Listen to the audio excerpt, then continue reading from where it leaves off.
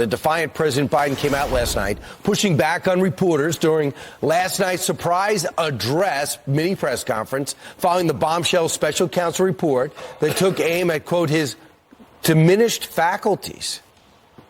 In his description, you are a well-meaning elderly man with a poor memory. I'm well-meaning, and I'm an elderly man, and I know what the hell I'm doing. I've been president, and I put this country back on its feet. All right, but just moments later, another gaffe as President Biden confuses Mexico and Egypt while talking about the situation in Gaza. As you know, initially, the president of Mexico, Sisi, did not want to open up the gate to allow humanitarian material to get in. Wow. Let's bring in former Tennessee Congressman, co-host of the 5 Howard Ford Jr. Congressman, great to see you. Good morning. Your reaction to the presser and the report.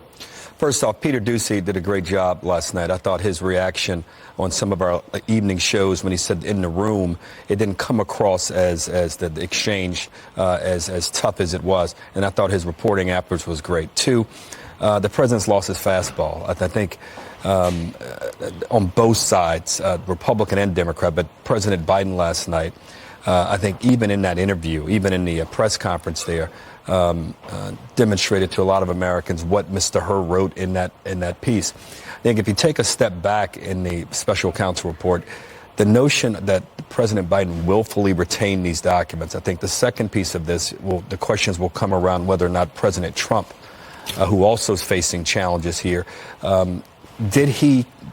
should he be charged the same way, or should he be being investigated the same way? I think an obstruction of justice charge with President Trump may be more appropriate than if he willfully retained the documents. Tell that to Jack Smith. He won't hear of it. Well, but I think these questions now are going to come more to the fore. But I don't mean to duck anything that you're asking this morning. This was a tough night for the president. And I think many in the Democratic Party, which is my party, are going to have serious questions going forward about what this means. This last night will be the closing ad in a campaign against President Biden as we get to November. The question is, are Democrats willing to go forward between now and November with a candidate that many in the country may not think is up to the job for 4 more years? Because it went from Washington insiders say and anchors and hosts say to a Robert Hur report reveals. And here's some of the damning part of this. It opens up saying no criminal charges, really because he's too old. He did not remember when he was vice president, forgetting on the first day of the interview when his term ended, and forgetting on the second day of the interview when his term began. He did not remember even within years when his son Beau died. So he came out and got personally offended by that. What he's trying to say is, I can't even conduct this interview about the intention when he can't remember how this stuff got to where it got. So the implication is clear. Mr. Hur, whom I don't know, this was an era when you appointed special counsels years ago, where you appointed a special counsel not from the president's party to give it more credibility.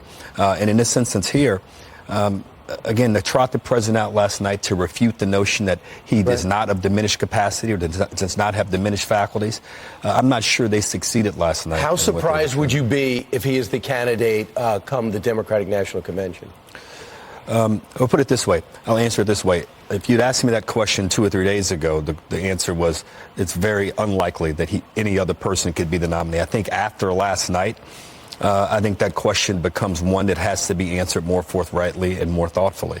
And as of right now, I think Democrats are going to have to grapple with this over the next several weeks and few months. And there are a few elders in the party that can perhaps have this conversation, and we'll see if they do.